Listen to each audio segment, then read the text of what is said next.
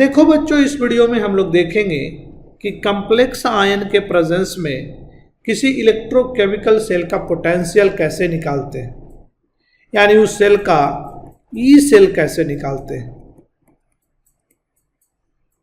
जैसे यहां पे एक इलेक्ट्रोकेमिकल सेल दिया हुआ है, इसका लेफ्ट जो कंपार्टमेंट है या कहे लेफ्ट हाफ सेल जो है उसमें जिंक का इलेक्ट्रोड है एंड Zn2+ का सॉल्यूशन है। राइट साइड के कंपार्टमेंट में या राइट हाफ सेल में कॉपर का इलेक्ट्रोड है एंड Copper2+ का सॉल्यूशन है।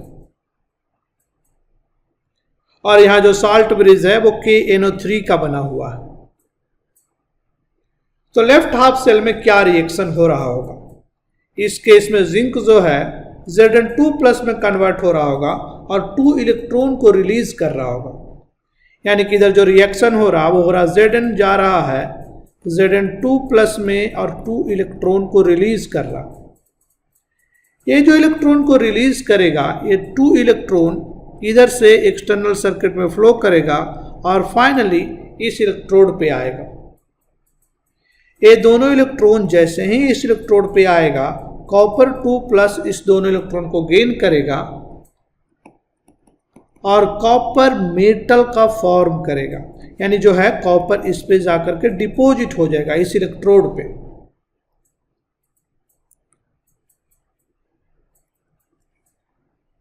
तो इस सेल का हम चाहें तो ई डिग्री सेल यानी standard electromotive force, standard potential निकाल सकते हैं।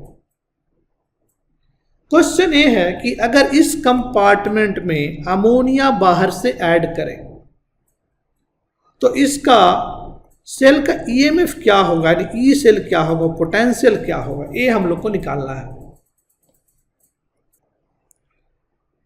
तो इसको हम लोग एक प्रॉब्लम से इलस्ट्रेट करेंगे। क्वेश्चन में कह रहा, estimate the cell potential of a Daniell cell having 1 m Zn2+ and originally 1 m Copper2+ after sufficient NH3 had been added to the cathode compartment to make NH3 concentration 2 molar।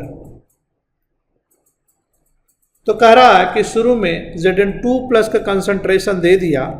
Zn2+ का जो concentration है वो 1 molar है और शुरू में Copper2+ का भी कंसंट्रेशन जो है वो 1 मोलर है। अब Copper2+ के कंपार्टमेंट में अमोनिया ऐड कर रहा और इतना अमोनिया ऐड कर रहा कि फाइनल जो अमोनिया है उसका कंसंट्रेशन है 2m। अमोनिया जो बच गया फाइनली उसका कंसंट्रेशन है 2 मोलर।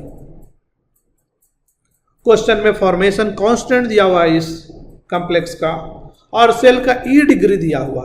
ई डिग्री जो है 1.1 वोल्ट है। यानी स्टैंडर्ड कंडीशन में जब ये 1 मोलर है और ये 1 मोलर है, इस टाइम पे जो EFF है वो ई डिग्री के बराबर है और वो है 1.1 वोल्ट।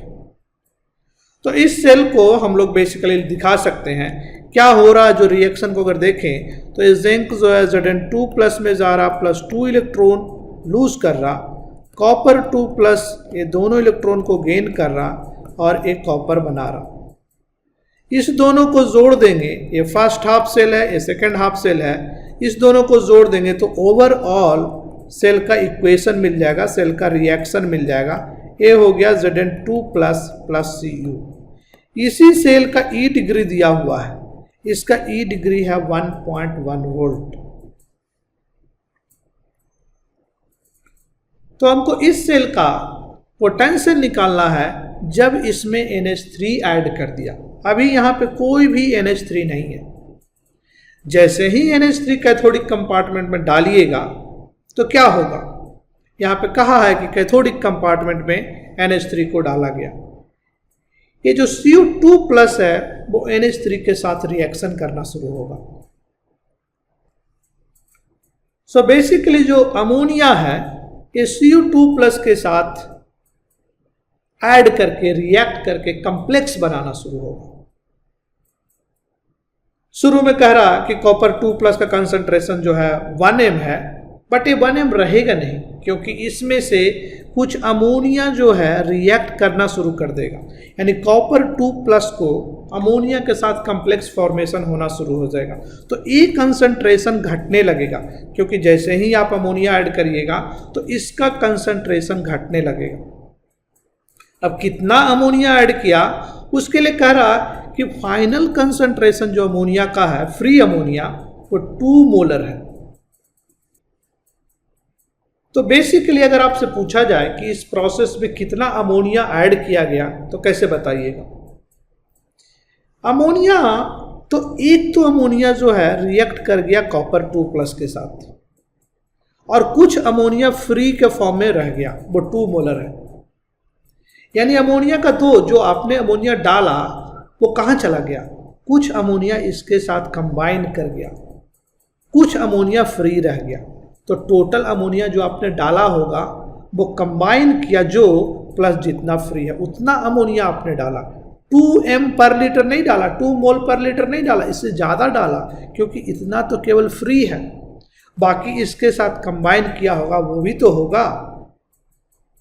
अब क्वेश्चन ये उठता है कि कितना कंबाइन किया होगा। अगर ये हम निकाल लें कि इससे कितना कंबाइन किया होगा तो हम लोग निकाल सकते हैं कि फ्री अमोनिया कितना डाला था। तो इसको निकालने के लिए हमको ये समझना पड़ेगा कि आखिर हो क्या रहा। तो जो कॉपर 2+ है वो 4 अमोनिया के साथ रिएक्ट करके एक कॉम्प्लेक्स आयन फॉर्म कर रहा, और ये रिएक्शन जो है रिवर्सिबल है। इस रिएक्शन का फॉर्मेशन कांस्टेंट दिया हुआ 10⁻12, एक काफी ही बड़ा नंबर है। इसका अगर केफ लिखिएगा तो क्या लिखिएगा? केफ लिखिएगा तो इधर लिखिएगा concentration of complex CuNH3 and 2+, इसका कंसंट्रेशन को ऐसे लिख लीजिए, डिवाइडेड बाई Cu2+ का कंसंट्रेशन एंड टाइम्स NH3 का concentration raised to the power 4। अगर ये वैल्यू बहुत बड़ा है KF का, इसका मतलब है कि न्यूमरेटर बहुत ही बड़ा है और डिनोमिनेटर बहुत ही छोटा है। यानी जितना का जितना कॉपर 2+ था सबका सब खत्म हो गया, तभी तो ये बहुत छोटा होगा। अमोनिया तो हम डालते ही जा रहे हैं, अमोनिया का कंसंट्रेशन फाइनल में कह दिया है कि ये 2 मोलर है, तो डिनोमिनेटर कम होना है, ये तो तभी पॉसिबल है जब कॉपर 2+ बहुत कम हो। इसका मतलब ये है कि शुरू में 1m कॉपर 2+ था, वो सारा का सारा रिएक्ट करके इधर चला गया और बहुत थोड़ा बचा। यानी इस इक्विलिब्रियम को हम मान सकते हैं कि मोस्टली इस डायरेक्शन में गया, इधर के डायरेक्शन में बहुत थोड़ा है। शुरू में कितना कॉपर 2+ था? 1m, यानी 1 मोल पर लीटर। तो ये सारा का सारा इधर चल गया होगा, यानी कितना इसका कंसंट्रेशन हो जाएगा? 1 मोल। हाँ, इसका 0 नहीं होगा क्योंकि पूरा रिएक्ट कर जाए, तो इस इक्विलिब्रियम को लिखने के लिए कुछ तो बचना चाहिए। ये बचेगा 10⁻⁻10, 10⁻⁻12, ये ऑलमोस्ट 0 के बराबर है।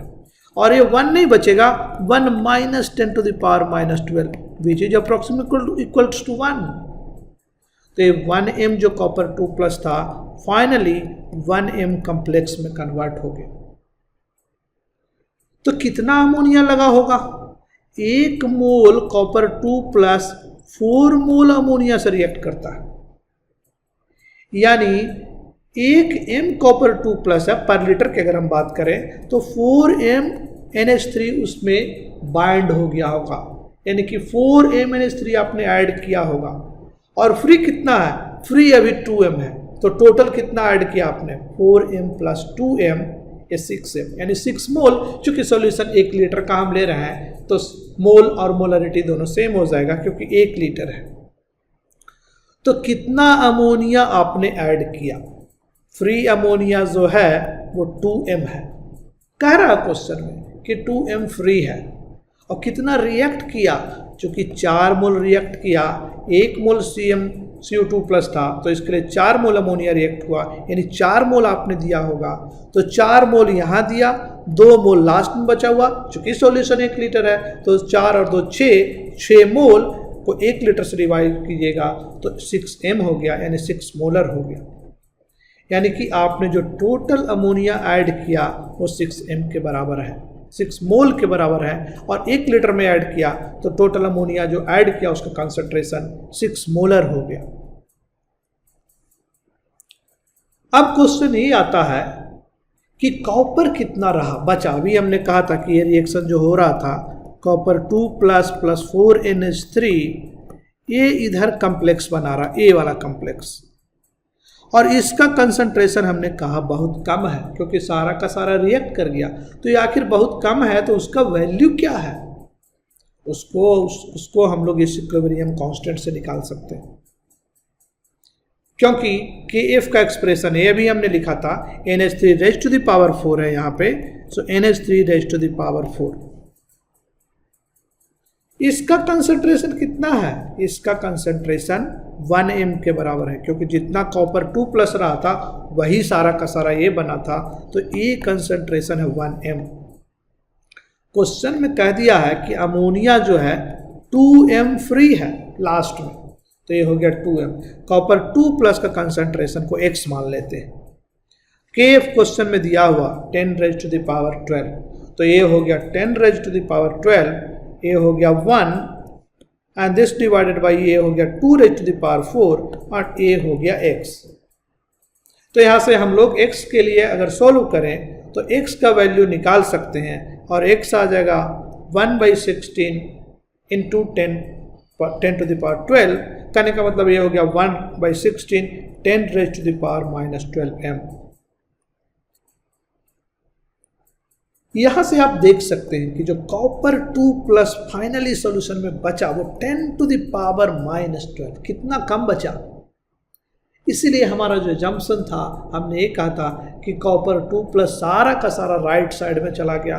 लॉजिकल है क्योंकि 10 टू द पावर -2 मतलब कुछ भी नहीं बचा, और कितना उस साइड में गया तो 1 मोल गया, पूरा का पूरा चला गया। तो वो एजम्पशन हमारा सही था, यानी कॉपर 2 प्लस सॉल्यूशन में जो फाइनली बचा वो इतना मोल बचा।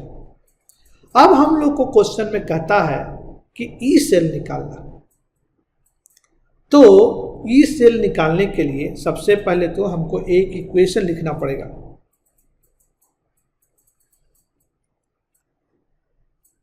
इस इक्वेशन को हम लोग नास्ट इक्वेशन भी बोलते हैं, और नॉन स्टैंडर्ड कंडीशन में इस इक्वेशन से आप ई सेल निकाल सकते हैं। आपको ये इक्वेशन याद होना चाहिए। E cell is equal to E degree -0.0592 divided by n and log Q. Q basically reaction का कोसेंट, रिएक्शन का आप रिएक्शन कोसेंट लिखते हैं वो है यहाँ पे। कैसे लिखिएगा रिएक्शन कोसेंट, क्या हो रहा, जिंक जा रहा था Zn2 प्लस में एंड कॉपर 2 प्लस इलेक्ट्रॉन को लेके कॉपर बना रहा था, तो ये रिएक्शन में क्या आ जाएगा इक्विलिब्रियम कांस्टेंट, इधर आएगा Cu2 प्लस, इधर आएगा Zn2 प्लस।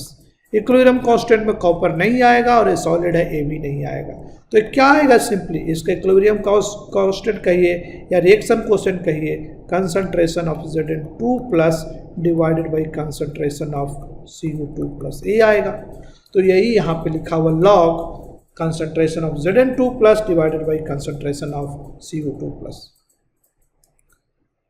ई डिग्री का वैल्यू स्टैंडर्ड कंडीशन में जब दोनों 1m होता, Zn2 प्लस भी 1m और Cu2 प्लस भी 1m, उस टाइम पे ई डिग्री क्वेश्चन में दिया हुआ है, ई डिग्री जो है 1.1 वोल्ट है। कितना नंबर ऑफ इलेक्ट्रॉन ट्रांसफर हो रहा, इस केस में 2 इलेक्ट्रॉन जो है उसका आदान प्रदान हो रहा। नंबर ऑफ इलेक्ट्रॉन जो एक कैथोड से एनोड में जा रहा वो 2 इलेक्ट्रॉन है, तो n का वैल्यू 2 हो गया। Cu2 प्लस का कंसंट्रेशन हमने अभी निकाला 1/16 into 10 raise to the power -12। Zn2 plus का कंसंट्रेशन कितना होगा, Zn2 प्लस का कंसंट्रेशन जो है 1m होगा, क्योंकि उसका कंसंट्रेशन चेंज ही नहीं हुआ। एक साइड इधर वाले के कंपार्टमेंट में, जो जिंक का कंपार्टमेंट में, उधर कुछ चेंज नहीं किया, जैसे है वैसे ही रहा, यानी Zn2 प्लस का कंसंट्रेशन 1m है। हमने राइट साइड के कंपार्टमेंट में अमोनिया डाला है। हाँ, ऐसा हो सकता था कि दोनों ही कंपार्टमेंट में अमोनिया डालते और दोनों में कॉम्प्लेक्स आयन का फॉर्मेशन होता, तो वो डिफरेंट प्रॉब्लम होता। बट इस केस में जिंक का कंसंट्रेशन जो है कांस्टेंट है और शुरू में दिया हुआ था 1m, तो ये वैल्यू रख देंगे 1m और ये वैल्यू कॉपर 2+ का रख देंगे 1/16 × 10⁻⁻12। इसको सोल्व कर लेंगे तो सेल का EMF निकल आएगा। तो इसको सोल्व कीजिएगा, सो लॉग का प्रॉपर्टी लीजिए, पहले तो इस टर्म को आप सिंप्लीफाई कर लीजिए, तो इस टर्म को सिंप्लीफाई कीजिएगा तो ये आ जाएगा 13.204 और इसको फिर रख दीजिए यहाँ पे, तो हम लोग लिख सकते हैं कि 13.204 इंटू दिस, ये आ जाएगा आपका 0.39 और इसमें से 1.1 में से सब्सट्रैक्ट करिए तो जो फाइनल वोल्टेज है वो 0.71 वोल्टेज है। अब देखिए अगर कुछ नहीं अमोनिया डालते तो ये वोल्टेज होता 1.1, अमोनिया डालने से वोल्टेज घट गया, अप्रॉक्सीमेटली 0.4 वोल्ट घट गया, इसलिए जो वोल्ट है 0.7 वोल्ट है। सो अमोनिया डालने से कम्प्लेक्स आयन फॉर्मेशन होने से इस सेल का जो पोटेंशियल है नॉन स्टैंडर्ड कंडीशन में वो कम हो गया। तो अब हम लोग एक कंपैरिजन देख सकते हैं। स्टैंडर्ड सेल होता है जब दोनों का कंसंट्रेशन 1m होता, और नॉन स्टैंडर्ड सेल या कहें कम्प्लेक्स्ड सेल जिसमें अमोनिया डालने के बाद कम्प्लेक्स आयन फॉर्मेशन हुआ, दोनों को अगर कंपेयर करें तो इसमें कॉपर 2+ का कंसंट्रेशन 1m है, इसमें कॉपर 2+ का कंसंट्रेशन ऑलमोस्ट 0 है, क्योंकि जो भी अमोनिया डाला सभी ने कॉपर 2+ को खा गया, बचा क्या ऑलमोस्ट 0, 10⁻⁻12। रिएक्शन कोसेंट की अगर बात करें तो स्टैंडर्ड के केस में दोनों का कंसंट्रेशन 1 है, Cu2+V1 Zn2+V1, reaction quotient 1। Complexed cell के केस में जो रिएक्शन कोसेंट है वो 1 नहीं है, इस केस में रिएक्शन कोसेंट जो है बहुत बहुत बड़ा है 1 से। बेसिकली जैसे ही 10⁻⁻12 से आप डिवाइड कर रहे हैं तो ये नंबर बहुत ज़्यादा है। इस केस में इलेक्ट्रोमोटिव फोर्स जो है 1.1 वोल्ट है और ये घट गया है, और ये जो इलेक्ट्रोमोटिव फोर्स है 0.71 वोल्ट है।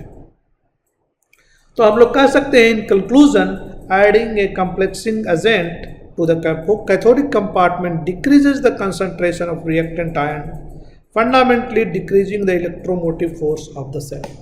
यानी कम्प्लेक्स आयन को ऐड करने से उस सेल का EMF घटेगा।